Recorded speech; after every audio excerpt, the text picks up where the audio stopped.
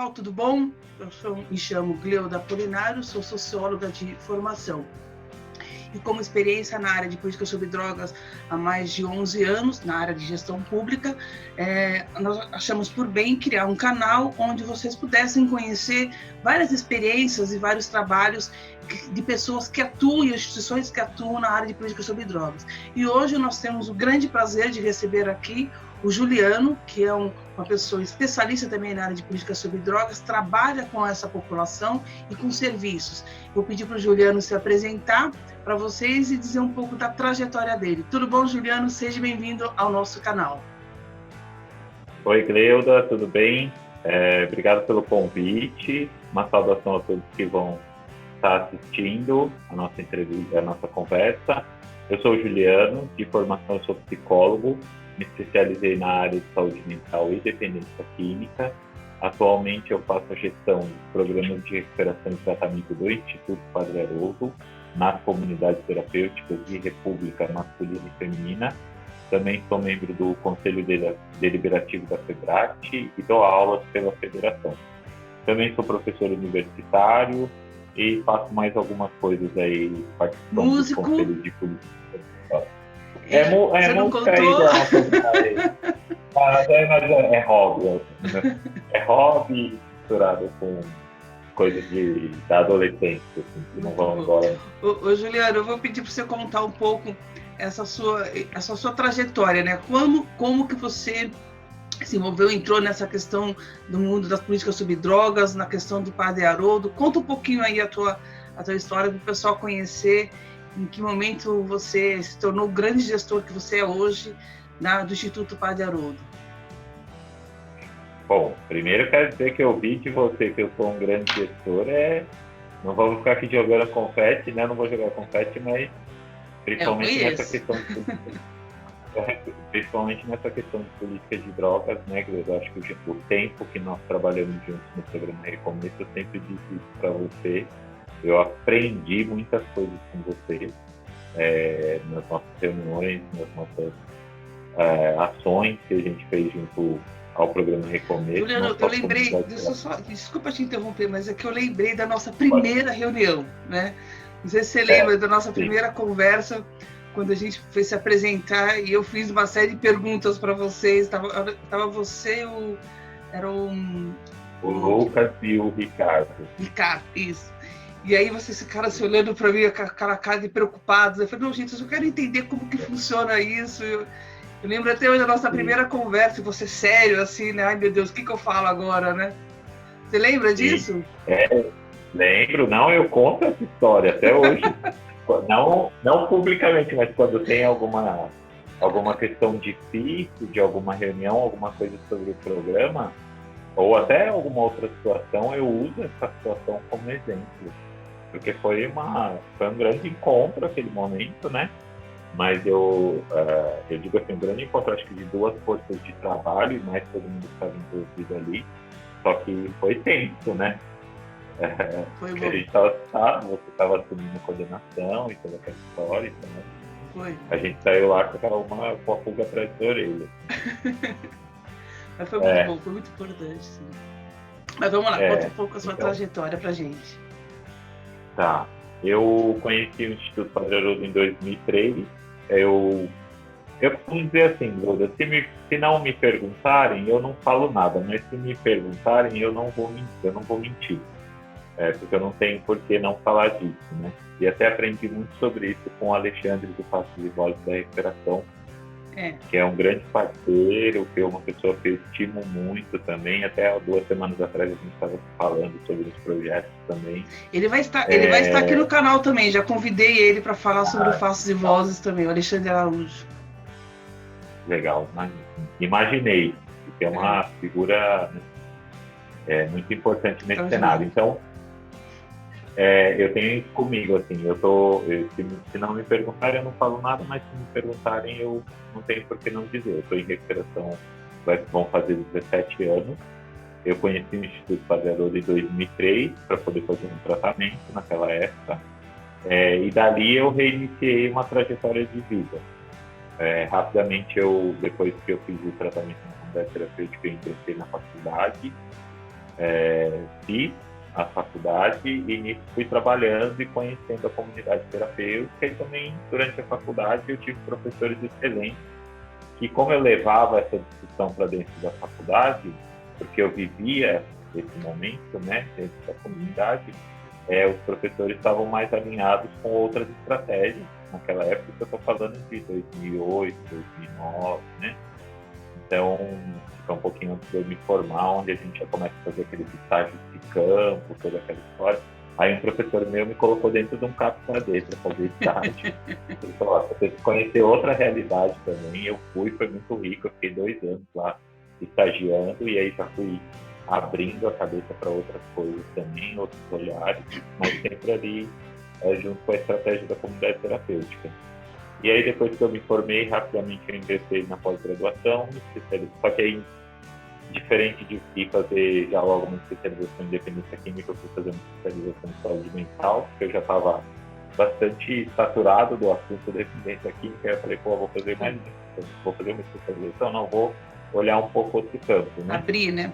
Outro campo não, é abrir, porque é um campo são campos intimamente ligados, são praticamente os mesmos. E aí fui fazer especialização em saúde mental e depois resolvi fazer a especialização em dependência química, porque eu tinha entrado no mestrado, mas aí eu fiz uma mudança de cidade, estou indo um pouquinho adiantado no tempo, fiz uma mudança de estado e eu tive que sair do mestrado. E aí, durante esse tempo que eu fiquei fora do estado de São Paulo, eu fiz a especialização em dependência química. E o início na trajetória de política sobre drogas, especificamente, foi muito com a experiência do programa Recomeço. Embora eu acho que, assim, sempre quem está trabalhando, né, na área está ligado à política. Porque eu sempre converso isso com a município, eu sempre converso isso com o pessoal sobre o treinamento. A nossa... Eu não vou entrar muito nesse campo, assim, né? Eu acho que você aí eu não posso, é você que é especialista nessa questão, mas a nossa intervenção com o usuário, ela também é uma intervenção micropolítica, né? Porque ela não envolve só o contexto da doença, ela não envolve só o contexto de dependência química. É um consenso na área da dependência química, independente das abordagens, que é um problema biopsicossocial, né? Então, envolve muito essa questão social, e aí essa intervenção, ela perpassa o campo da doença, ela perpassa o campo daquilo que é psicológico, ela tem um envolvimento com toda essa parte social e toda essa parte política que envolve a história do indivíduo, né? Então, eu sempre falo, a gente está ali trabalhando, mas a gente também está fazendo uma espécie de micropolítica. Que é o conceito mesmo da política pública, né? No caso da temática drogas, é uma política transversal mesmo, né? Porque é isso que você falou, a questão do conceito de dependência química, ela é biopsicossocial, né, com o indivíduo. Então você tem que pensar mesmo em estratégias de outras políticas públicas para dar conta da política sobre drogas, né? Então é olhar o indivíduo no seu todo, né? Sem dúvida, sem dúvida. E aí vai envolver todas as outras áreas, né? Segurança, educação, enfim. É o que você acabou de dizer, né? Da questão da intersetorialidade, né?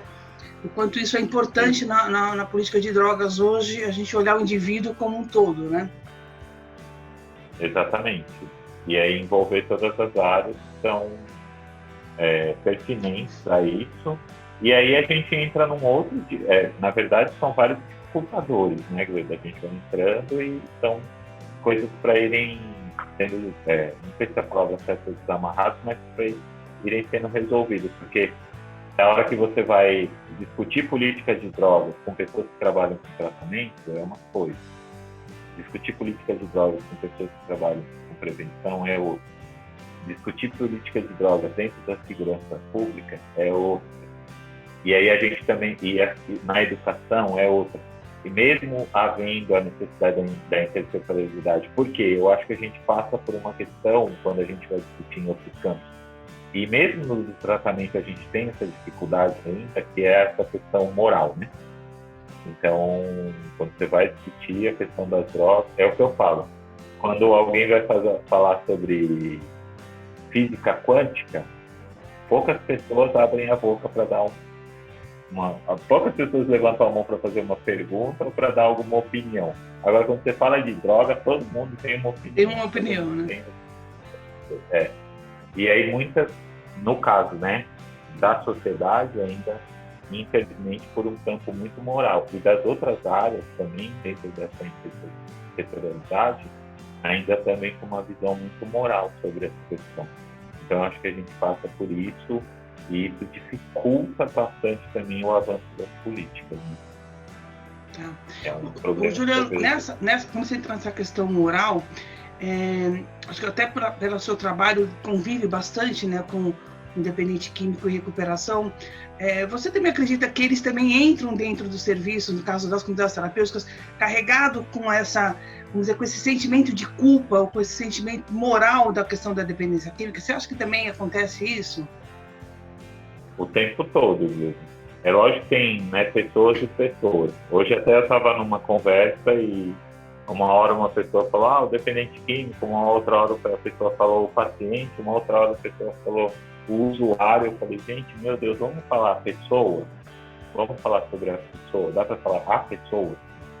Até o indivíduo é meio difícil para mim. Assim. Vamos falar a pessoa, nós estamos falando de gente, né? Porque eles já vêm, essa pergunta é muito pertinente, eles já vêm carregados com essa história, com a culpa, por coisas que fizeram, por pessoas que às vezes, ou muitas vezes foram de alguma forma afetadas por essa questão que acontece com a pessoa e que a pessoa não tem naquele momento uma compreensão de si mesma. Então a gente tem que ter um cuidado enorme enquanto equipe de tratamento, enquanto quem cuida dessa pessoa, para não imputar mais culpa nela, né?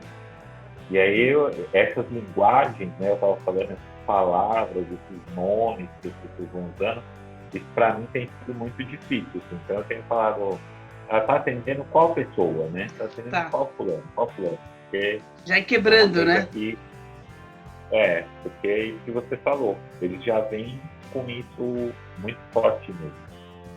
Então ajudar a desmistificar isso já é um grande começo.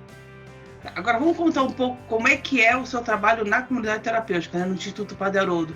Acho que muita gente não conhece exatamente como funciona uma comunidade terapêutica, né, até para a gente poder distinguir exatamente o que é uma comunidade terapêutica de verdade, né, vamos dizer, uma boa gestão, né, como ela funciona bem, e mostrar exatamente para a gente dizer que é uma comunidade terapêutica e que de fato ela tem um resultado de sucesso com indicadores, né, de qualidade. A gente precisa ter alguns métodos de trabalho. Eu acho que seria interessante você contar um pouco esse cotidiano da comunidade terapêutica e o que é esse método de trabalho que faz tanta diferença, né? Eu estou falando faz diferença porque quem conhece a questão da política sobre drogas e conhece as comunidades terapêuticas, né, de uma certa forma geral, sabe que o Instituto Padre Haroldo é realmente uma instituição que tem, de fato, dá resultados para a população que lá frequentam e passaram por lá exatamente por conta do seu processo de recuperação, né, de como é que é feito o método de trabalho lá dentro. Então, eu queria que você contasse um pouco aqui, não só fazendo a propaganda do Instituto Padre Haroldo, mas contar assim, como uma referência de comunidade terapêutica, né? E ela é uma instituição histórica, né? Conhecida já por muitas pessoas, exatamente por conta desse know-how aí que foi adquirido por vocês, né? Então, eu queria que você contasse um pouco para a gente como funciona uma comunidade terapêutica de verdade. Sim. Eu acho que não dá para começar essa história sem falar do próprio Padre Haroldo, né? Que nos deixou agora no final de novembro do ano passado, que foi o grande iniciado, a pessoa que iniciou, né, esses trabalhos por aqui, junto com outras pessoas que também na época estavam com ele ou estavam fazendo trabalhos semelhantes. Essa história está começando a ser contada agora, mas pulando para essa parte, né, valorizando tudo que o padre fez em toda a história dele, até porque o barco está lá porque ele deixou para a gente lá continuar navegando, mas eu acho que esse é um momento muito importante da história das comunidades terapêuticas, porque a gente vive uma transição de um modelo de lideranças carismáticas para um modelo de gestão.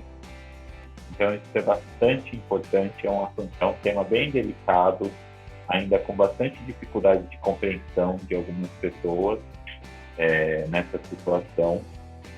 de algumas instituições. Então, a gente vive essa transição de modelos de lideranças carismáticas para um modelo de gestão. Eu não estou dizendo que as lideranças carismáticas não faziam gestão, não é isso, ou não continuam fazendo, não é isso, mas aí também, junto com isso, junto com essa transição, vem esse advento dos convênios, né? Então, essa é uma discussão que eu também venho fazendo em alguns conselhos, em alguns locais onde eu participo dessa discussão de política de drogas. A gente tem agora esse financiamento macro, assim, mais macro de comunidades terapêuticas, falando até da experiência aqui do estado de São Paulo. Isso é recente, né, Gleice? Não é uma coisa de muito tempo. E aí vem toda uma exigência. 5, 6 anos, né, que começamos a fazer o financiamento correto, né? Exatamente. Então, vem toda uma exigência junto com isso, e aí vem todo um processo de adaptação para isso, e que você não tem como fugir da gestão, né? Você tem que ter uma prestação de contas adequada, você tem que ter uma equipe que se adeque ao programa que você está propondo a oferecer para as pessoas que vão procurar um serviço, você tem que ter indicadores de resultado, que também faz parte dessa prestação de contas para a própria sociedade, do dinheiro que está sendo investido nisso, né? Então, vem uma série de diretrizes para o trabalho que, infelizmente, para muitas pessoas que estão há muito tempo, tem ainda uma dificuldade de compreensão, acham que estão querendo mudar tudo, que vai mudar tudo, que vai tirar a essência da comunidade, discursos, eu não sei bem de onde eles vêm. Eu sei, na verdade, vem da cabeça das pessoas, mas tem uma coisa para a qual a gente tem que olhar, que é uma questão de gestão pública, né? Está sendo investido dinheiro público é uma coisa muito séria, e aí a gente precisa começar a fazer esse trabalho de outra forma, né? Diferente do que vinha sendo feito nessa questão de gestão. No que diz respeito à metodologia, falando das comunidades terapêuticas do Instituto Padre Haroldo, porque eu acho que são coisas, né, que estão totalmente ligadas e vão impactar uma na outra, a metodologia que a gente utilizar é o que vai trazer o resultado para a gente prestar conta do dinheiro que está sendo investido, né? Então, a gente vem, nesse momento, retomando alguns princípios básicos da comunidade terapêutica, principalmente do Maxwell Jones, mas eu sempre também falo para a equipe, olha, não adianta ficar aqui papagaiando coisas de Maxwell Jones, de Jorge de Leon, de Helena Gotti, de Gonzalo Pegado, que são autores que escreveram sobre a comunidade terapêutica. A gente tem que entender, principalmente no caso do Jones... Que você está falando desses nomes, na verdade, para o pessoal entender, são autores e referências, né, que criaram o modelo de comunidade terapêutica lá atrás, e foi as referências que vieram depois de todo um processo do que são comunidades terapêuticas, né? Sim, exatamente. Só que aí o que eu falo para o pessoal, a gente tem que lembrar que o Jones, naquela época, ele estava tentando dar uma resposta para uma outra situação. Não é para essa mesma situação. Então, lógico, os elementos que ele deixou para a gente nos ajudam no trabalho hoje, sem dúvida, mas não dá para ficar papagaiando essas coisas. A gente tem que tentar entender na íntegra como é que é. Porque senão vira uma coisa, né? Eu leio no livro e fico repetindo, e pior, fico repetindo e falando que faço, né? E não faz. Então, a gente vai trabalhar com uma assembleia. O que realmente é uma assembleia? Quando ele fala, todos os relacionamentos dentro da comunidade terapêutica são potencialmente terapêuticos. O que é isso? O que ele chama de ambiente psicológico saudável? O que ele chama, né? Depois não ele, mas outros autores, que o pessoal fala, o que eu mais gosto na comunidade terapêutica é a convivência entre os pares, é a pressão dos pares. Gente, o que é isso mesmo? Como é que isso funciona na prática? Então, esses são elementos da nossa metodologia, dentro do trabalho do Instituto Padre Haroldo. A gente tem também se aprofundado muito na questão do plano de atendimento singular, que já é uma coisa mais da política da saúde mental mesmo, né? Embora tenha outros nomes, plano PTI, PIA, cada um, né? Mas vai ter um sentido que é criar algo mais singular, mais individualizado para aquela pessoa que está ali. Então, a gente também tem sido uma força de trabalho nossa, trabalhar bastante em cima do PA, sem perder os elementos da comunidade que fazem sentido para o tratamento dessas pessoas. E eu também tenho trabalhado com 3 conceitos, assim, junto com a equipe, que a gente fala sobre muito, fala não com os acolhidos, fala entre a equipe, mas para conseguir trabalhar isso com os acolhidos, com as pessoas que estão lá, né? Que até esse nome acolhido tem sido muito caro também.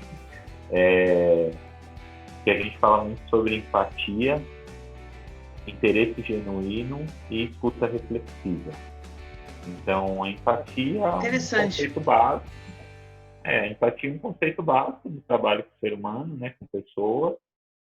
O interesse genuíno tira a gente um pouco desse campo da história da dependência química e entender esse indivíduo só como um usuário de drogas. Não, a gente está conversando com uma pessoa, então a gente precisa ter interesse pela história dela, pelo que está acontecendo com ela naquele momento, quais sentimentos estão vindo à tona nesse momento que ela está tentando cessar o uso de drogas, o que isso traz para ela, e não dizer, isso é certo, isso é errado, você pode sentir isso, você não deve sentir isso, você tem que fazer a escolha de uma nova vida. Não, gente, não. A coisa é um pouco diferente, né? As pessoas fazem as suas escolhas, a gente é uma lanterna para ir iluminando alguns pontos da caverna que ela não está vendo. E a escuta reflexiva, que é uma coisa que parte mais do profissional mesmo, que não é só fazer uma escuta, porque às vezes as pessoas falam, nesse trabalho, uma das ferramentas mais importantes é a escuta. Mas qual escuta? Porque não é só escutar, é pensar sobre aquilo que a gente está escutando para conseguir, eu falo, não é nem dar um feedback ou uma devolutiva para a pessoa, mas é para conseguir elaborar uma boa pergunta que ajude ela a refletir sobre o que está acontecendo. Então, Juliana, mas tá bom, o que tudo isso tem a ver com a política de drogas? Com isso, a gente tem diminuído significativamente taxas de desistência do tratamento, que a gente sabe que é um problema mundial no tratamento da dependência química para qualquer modelo, não é da comunidade, não é especial da comunidade terapêutica. A gente tem um índice de abandono, a gente tem pesquisas que dizem isso, a gente tem um índice de abandono muito grande de pessoas que iniciam o tratamento e nos 30, 60, 90 primeiros dias abandonam em qualquer modalidade de cuidado. Isso não é especial da comunidade terapêutica. A gente tem aumentado o número de altas terapêuticas, né, pessoas que conseguem concluir o projeto. A gente tem conseguido estratégias de capacitação profissional, inserção no mercado de trabalho, até mesmo nesse tempo da pandemia. A gente tem tido alguns resultados com isso, nesse momento que as pessoas vivem essa questão do desemprego, mais ainda, né? Mas a gente tem conseguido algumas estratégias nesse sentido. Eu falo que a própria pandemia trouxe uma coisa para dentro da comunidade que eu lutava há anos para mudar algumas coisas, mas para a equipe era sempre difícil, não ia dar certo. E aí, por exemplo, o indivíduo, a gente tem falado muito sobre isso. O indivíduo dentro da comunidade tem o celular. Qual é o problema? Uma coisa hoje, a pessoa ter acesso às redes sociais, poder falar com a família, poder... Então, Juliano, né? Parece que é uma coisa tão óbvia, mas infelizmente dentro desse modelo ainda não é. E aí eu falo que a pandemia, mudando um pouquinho, mas trazendo essa questão da pandemia, a pandemia trouxe para nós, principalmente nós, comunidades financiadas, fiscalizadas, monitoradas, que tem que apresentar prestação de contas, toda essa história, ela trouxe para nós uma vida mais normal dentro da comunidade.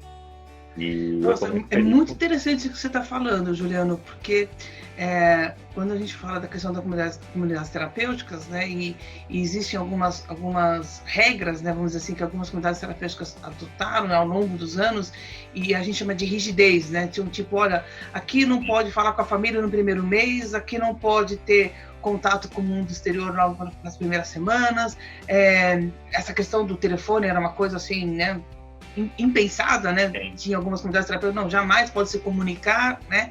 A questão do tabaco, né? Eu vou ter uma conversa com a Sandra também, que é a coordenadora estadual da política antitabagismo, então ela vai falar também sobre isso, inclusive a parceria que ela está tendo com as comunidades terapêuticas na orientação, né, da questão do tabaco, mas são algumas quebras de paradigmas aí bem interessantes, né, que pelo que você está me dizendo, a pandemia conseguiu também trazer essas rupturas, né? Não, muito importante, Leda, muito importante mesmo, e que aí você toca num ponto também que para mim é essencial todas essas regras, esse conjunto de normas que enrijeceu toda essa história, isso não faz, se você pegar historicamente, assim, isso não faz muito parte do método. Pode fazer parte de alguns modelos que foram criados, mas do método, na sua essência, nós estamos falando de um ambiente psicológico saudável, onde as pessoas têm direito de falar, de expressar suas opiniões. É lógico que tudo isso dentro de um campo onde tem pessoas que possam ajudar, mediação, né? Mediando, e principalmente os conflitos também, que são muitos, mas todo esse enrijecimento, né, que vem dessas regras, na verdade, isso não tem muito a ver com o método de comunidade terapêutica, não. Isso foram coisas que as pessoas foram criando ao longo do tempo, sem base de evidência científica, sem seguir uma literatura adequada, mesmo que, quando a gente está falando de Massaldiano, nós estamos falando de 1949, né? Então, é lógico que a gente precisa de uma atualização da história. Nós estamos falando de Jorge de Leon, nós estamos falando de 2003. Pô, precisa de uma atualização dessa história. Não dá para ficar dando carteirada com essas coisas, né? É lógico que a gente tem artigos mais recentes estudos mais recentes sobre a comunidade. Mas quando você vai olhando a história, esse manual, e mesmo quando o De Leon fala de um manual de regras, de um conjunto de normas que ajudam no direcionamento do dia a dia da comunidade, não são bem essas regras que a gente está falando aí, né? Então, essas coisas que, na verdade, é um pouco de maluquice. E você me fez lembrar também, Juliano, uma coisa que quando nós começamos a trabalhar na parceria poder público com as comunidades terapêuticas, né, e eu entrei exatamente nesse momento com essa experiência, me impactou muito também, e uma coisa que eu sempre falei muito foi essa questão da não imposição de dogmas religiosos, né, que também era uma questão muito séria nas comunidades terapêuticas e que muitas pessoas deixavam de aderir a uma proposta de um processo terapêutico exatamente porque eles iam para uma comunidade terapêutica com uma imposição religiosa, né? E é isso, para transformar isso num processo de que não é uma imposição de dogmas religiosos, mas era um processo de garantir a essa pessoa um momento de espiritualidade, de reflexão da vida, de busca da autoestima, né? Que é um conceito completamente diferente, né? Também, ainda hoje, claro, eu estou falando aqui dentro de uma rede de serviços, né, que tem todo um suporte de supervisão e apoio técnico que o Estado de São Paulo está oferecendo. Mas a ideia também passou por isso também, né, de você não garantir que as comunidades terapêuticas fossem mais abertas a outras formas, né, de expressão, tanto da sua fé, tanto das suas crenças ou das suas não crenças, né, porque a gente também tem pessoas que não têm fé, né, e não por isso não pode ir para a comunidade terapêutica, né. Então, acho que isso também foi um novo paradigma que a gente está conseguindo aos poucos, que é o que você está dizendo, né? Sair desse campo só, comunidade terapêutica, onde se dizia a fé cura, né? Que na verdade não é bem isso, e para um campo de fato de gestão onde as pessoas tenham liberdade de escolher, né? Liberdade de escolha, né, da sua condição de espiritualidade, né? Eu queria que você falasse um pouco disso, porque vocês foram também pioneiros disso. E aí o Instituto Padre Haroldo tinha a presidência o padre, né? Então acho que é interessante a gente falar um pouco disso, né? Eu tenho uma história sobre isso, na verdade, né? Eu acho que ajuda aqui eu estava, na época, coordenando o programa de reinserção social do Instituto, que é a última fase do tratamento, né? Do acolhimento, tanto do público adulto masculino quanto do feminino. Na época eu estava com o público masculino. Isso que a gente está falando agora, nós temos realmente um avanço nisso, né? Mas essa história é um prepulsor dentro de mim, assim, para isso. Tá. Né? Então, na época, o rapaz, ele chegou para essa fase da reinserção social, que ele fazia uma mudança de local, né, de casa, onde a gente já tinha uma proposta de frequência em grupo de muita ajuda, de saídas de lazer, questão de cultura, capacitação profissional, tudo, questão do mercado de trabalho, mas com essa questão espiritual, religiosa ainda meio nebulosa, para onde que vamos. Isso eu acho que já tem pelo menos uns 10 anos, viu? Aí ele falou assim para mim, olha, foi muito legal estar com vocês até aqui agora, eu adorei o tratamento, eu gostei muito, mas agora que eu cheguei nessa fase aqui, eu quero frequentar a minha religião, que é uma religião de matriz afro. E aí ele falou, e eu sei que vocês não vão deixar. Então, como vocês não vão deixar, eu vou embora, eu tô bem, eu vou... Aí eu falei, olha, tudo bem, se você quiser ir embora, não tem problema, mas você não quer experimentar aí, estando aqui, e depois a gente conversa sobre isso, e aí depois você decide ir embora. Aí ele falou, mas vocês não vão deixar. Eu falei, não, eu vou conversar com a equipe. Aí eu conversei com a equipe, lógico que não deixaram. Aí eu assumi essa bronca sozinho, na época, banquei, falei, você vai, né? Esse é um outro problema, essa é uma outra discussão, né, sobre equipe, sobre... Ele foi à noite, eu sabia mais ou menos onde era o local que ele ia, e no outro dia eu cheguei para trabalhar. Aí ele estava com uma cara meio triste, assim. Aí eu falei, e aí, tudo bem? Ele, tudo bem. E aí, foi lá ontem? Como é que foi? Ele, foi legal. Você quer me contar o que aconteceu, né? Porque eu não conhecia na época, assim. Ele falou, eu conversei com o Preto Velho. Aí eu falei, nossa. E aí, me conta dessa conversa, eu falei pra ele. Aí ele falou só uma coisa pra mim. Aí eu falei, é? O que ele te falou? Ele falou que é pra eu ficar aqui, que aqui é um dos melhores lugares pra minha vida hoje. Olha. Aí eu falei, o Preto Velho é meu parceiro, eu nem sabia. A interação completa, né? Esse menino hoje é técnico de enfermagem, trabalha, toca a vida, a gente tem contato, sabe? Não é, eu tô falando que é por causa disso que deu certo. Não, sim. As coisas na vida. Mas, Juliano, o exemplo que você está dando é isso, né? É o respeito, né? A diversidade, o respeito às crenças, né? E você falou um caso de 10 anos atrás, porque é exatamente isso, né? Eu percebi muito essa, vamos dizer assim, essa progressão, né? Esse processo que as comunidades terapêuticas estão passando até hoje, abrindo mesmo os gerentes, né? Os dirigentes das organizações estão começando a perceber isso, e isso já vem de uns anos para cá. Mas foi uma coisa que, de fato, a gente está começando a perceber, olha, como existem outras, né? Eu trabalho, né? Eu sou da área da política de assistência social também há muitos anos, né? Não posso contar que mais de 30 anos eu trabalho nessa área, né?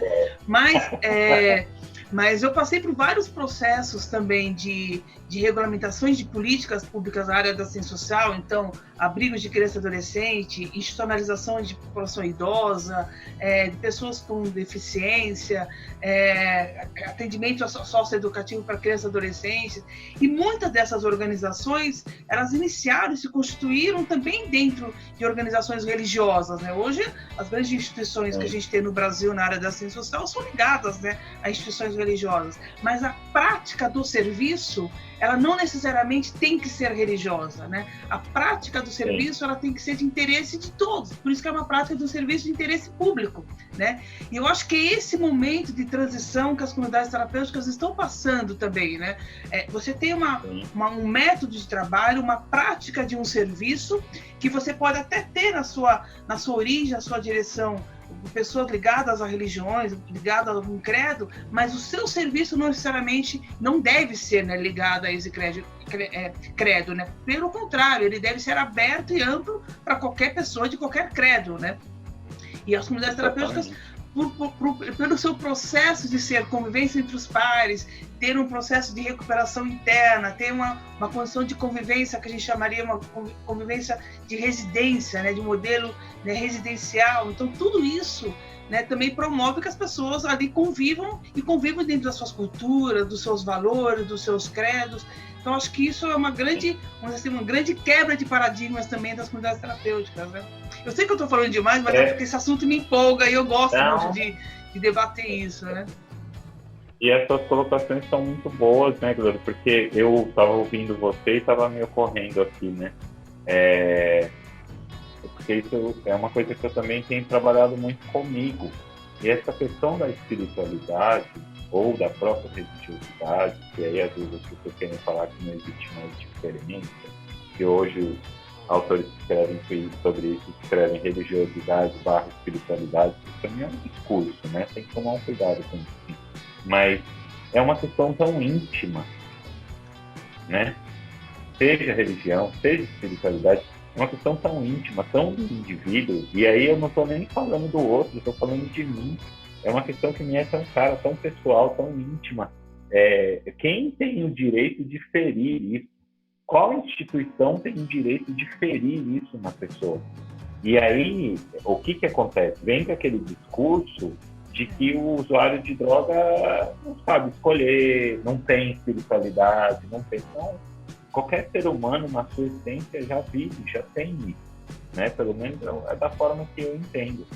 Mas é para ajudar esse indivíduo a desenvolver isso? Tá, mas desenvolver dentro da liberdade dele, não daquilo que eu acredito que seja bom para ele. Ou dentro de um ambiente institucional que só promova isso. Porque aí não é uma questão de espiritualidade e religiosidade. Aí são temas muito conhecidos já e muito bem escritos por outros autores, que é a alienação, né, Glênio? Aí a alienação é alienação, né? Então não tem... Você vai alienar o indivíduo, tá bom. Você vai fazer uma lavagem cerebral nele, tá bom. Então, aí eu não estou falando que tá bom, que eu estou de acordo, mas aí isso é outra coisa. Isso não tem nada a ver com religiosidade, com espiritualidade, com tratamento, com método de comunidade terapêutica. Agora, se na sua essência, e eu volto naquela minha fala, muitas comunidades foram criadas por essas lideranças religiosas, lideranças carismáticas, como você falou, dos serviços de assistência social. Isso precisa ser respeitado, isso precisa ser discutido, mas não dá para ficar batendo essa Bíblia na cabeça dos outros, né? Vai rolar. Isso. Exatamente.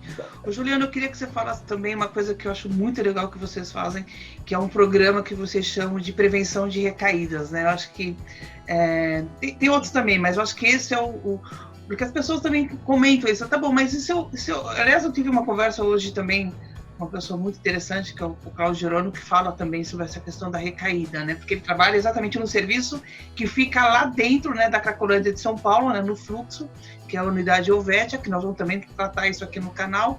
Mas eu queria que você falasse que esse modelo que vocês adotaram, esse programa, né, que vocês têm, que é um programa de prevenção de recaídas dentro das comunidades terapêuticas, porque também também existe, né, todo um preconceito a falar, se recaiu, não pode frequentar mais a comunidade terapêutica, não pode voltar para a comunidade terapêutica, né?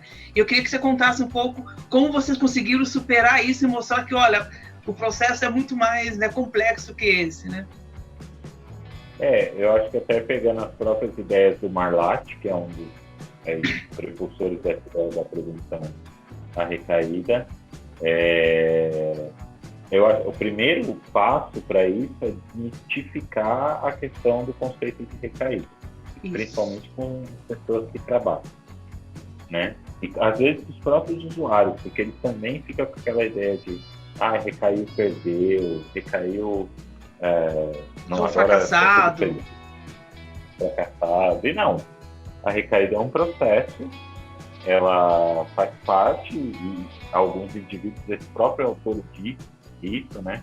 Em algumas das pesquisas, no próprio livro dele, em alguns indivíduos é um processo que ele, em determinado momento da vida, jamais vai ser interrompido, a pessoa vai passar por aquilo, mas não significa que ela não vai conseguir retomar, né? Então a gente foi trazendo isso como outros elementos também para dentro da comunidade terapêutica, mas antes de trabalhar a prevenção de recaída em si, um trabalho que eu faço é desmistificar com a equipe a questão da recaída. Por quê? Para poder acolher na hora que acontecer. Então, o indivíduo recaiu e ele ainda está no tratamento com a gente, é lógico que eu não vou dizer que ótimo que ele recaiu, mas que ótimo que ele está com a gente. Então, a gente tem a oportunidade de continuar trabalhando com ele, né? E trazer um novo momento de reflexão sobre isso para ele, por que isso aconteceu, o que ele pensa sobre isso.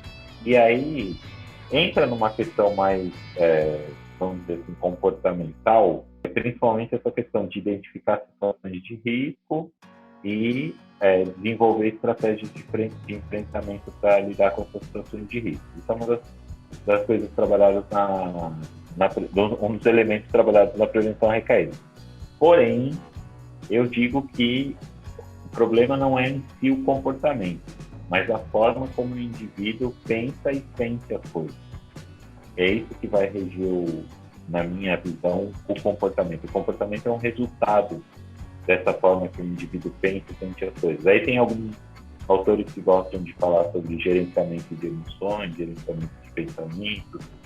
Eu, particularmente, acho que isso é muito difícil, né? Emoções você não gerencia, você sente e pronto, né? Aí depois você vê o que você faz com aquilo. Se o que você vai fazer você quer chamar de gerenciamento, tudo bem. Mas sentir é, às vezes, inevitável, né? Ou na maioria do tempo inevitável. Agora, Juliana, acho que é legal a gente fazer essa distinção, né? Quando você coloca essa questão do processo de recaída, uma coisa que a gente está conversando dentro de uma rede de suporte, né? Dentro de um espaço protegido, né? Que no caso, uma comunidade terapêutica ou até mesmo um serviço ambulatorial, que é um CAPS, algum outro serviço também de acompanhamento, né? Do tratamento da pessoa, ele tem a recaída, mas ele tem uma rede de suporte, que é bem diferente de uma pessoa que está em casa, né? Que tem o uso abusivo de álcool e outras drogas e fala ali para o seu ente familiar assim, não, agora eu vou parar, agora eu não tenho mais essa condição, eu vou parar de usar e recai, né? É bem diferente por conta exatamente porque ele não tem essa rede de suporte, né? E eu acho que aí a gente mostra a necessidade dos serviços, né, de oferecerem essa retaguarda qualificada, né, que é um pouco isso que você está fazendo, né, mostrando, olha, existe toda uma estrutura metodológica, existe todo um conceito técnico por trás para você dar esse suporte mesmo quando ele tem a recaída, e que é diferente de você recair em casa. Então, a minha dica aqui também, eu acho que é uma dica, né, que as pessoas também saibam que a dependência química, ela é sim um problema de saúde mental, ela é um transtorno, né, que a pessoa tem e ela precisa ter cuidados, né, então precisa de buscar equipes de suportes, né, então até para poder entender as suas recaídas, né, então sozinho de fato muita gente não consegue exatamente porque ele não tem esse suporte e aí ele acaba recaindo e a família perde toda a credibilidade do processo dele, né. Acho que era legal a gente também colocar um pouco essa dica, assim, olha, a recaída no processo de proteção é uma coisa, no processo quando ele está em casa, quando ele promete não usar mais a droga e passar a usar, é porque de fato ele precisa ter uma rede de suporte mais adequada, né? Eu até costumo dizer assim, Luda, a recaída acontece para as pessoas que têm o desejo de ficarem abstinentes, né? Porque senão não. E aí quando você fala da rede de suporte é perfeito, né? Uma coisa é você falar de uma pessoa que está em tratamento, que está, né, lutando para tentar cessar o uso de drogas, que está decidindo isso na cabeça, que realmente quer isso, está tendo espaço para conversar sobre isso e tem esse episódio, tem esse problema, ou do que uma pessoa que está em casa fazendo uso e prometendo mundos e fundos de que vai parar e não para, porque não está tendo suporte nenhum, né? Tanto até me fez lembrar, recentemente a gente estava cuidando de uma pessoa que estava em casa e que agora está relativamente bem, não queria se internar, não queria ir para a comunidade, não queria ir para a clínica, não queria tratamento de ambulatório, tinha a questão da pandemia também, então aceitou. Na verdade, a gente não ia na casa porque tem pessoas do grupo de risco em casa, por questão do coronavírus, né?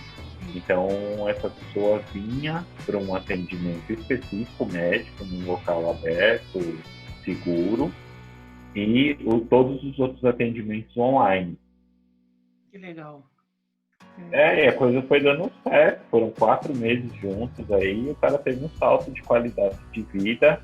Mas era até o momento de iniciar o tratamento, o que acontecia era exatamente isso que você estava falando. A família já estava extremamente cansada, tanto que por isso que a família procurou naquele momento. Lógico, não adianta ter um desejo da família, tem que ter um desejo do indivíduo também, mas o discurso que tem com a família, tinha com a família naquele momento, é exatamente esse. Então, não sei se tratavam bem de recaídos. Na verdade, uma pessoa que estava em processo de uso contínuo, assim. Não, mas aqui geralmente nas casas as pessoas colocam isso, ele recaiu de novo. Não, na verdade ele não recaiu, né? Ele não consegue parar, né? É diferente, né? É diferente quando ele entra com uma equipe que vai dar esse suporte para ele, seja, como você disse no início, ambulatorial, numa comunidade terapêutica, em casa, que é uma possibilidade também, que é uma modalidade que a gente tem trabalhado. Tem pouco ainda, mas outros profissionais já têm feito isso. Não, muito bom.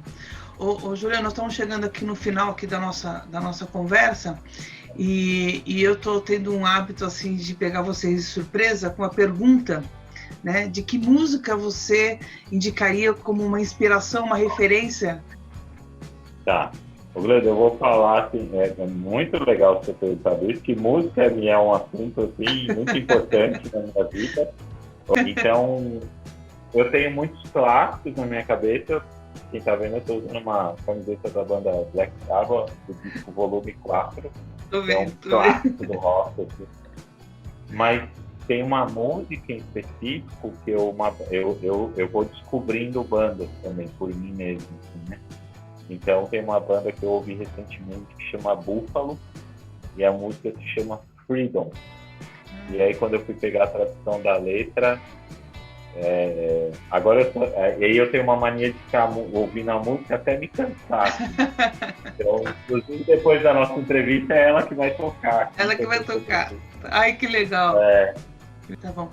Juliano, eu queria te agradecer muito, né, por este momento aqui no nosso canal Droga e Sociedade. Você sabe que a proposta desse canal é uma proposta bem singela de troca mesmo de informações, para as pessoas conhecerem mais o trabalho de vocês e a gente trocar, né, conhecimento, informações. Eu acho que todo mundo aprende com isso. E você realmente, não é porque nós estamos conversando aqui não, mas eu te conheço já há um bom tempo e eu sempre falo isso para você. Você é uma referência, né, desse trabalho de gestão técnica nas comunidades terapêuticas, né, que inspira muita gente. Eu acho que é importante a gente cada vez mais mostrar que tem gente fazendo trabalhos bons, mostrar que tem gente que está dando certo, né? E você é uma referência para mim também nessa área. Eu queria te agradecer muito por você ter dado essa oportunidade de trocar, desse bate-papo tão gostoso que a gente teve no dia de hoje, tá bom?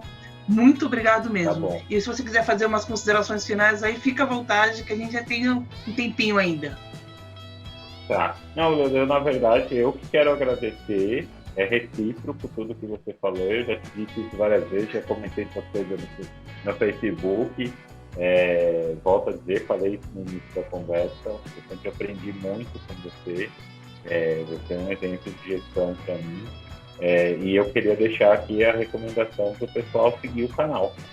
Seguir o canal, assistir os vídeos, divulgarem, compartilharem nas suas páginas, porque são informações importantes e você tem trazido, não estou falando isso especificamente por mim, mas você tem trazido pessoas, eu sei que você tem trazido e convidado pessoas de qualidade, assim, que vão trazer informações de qualidade para o canal.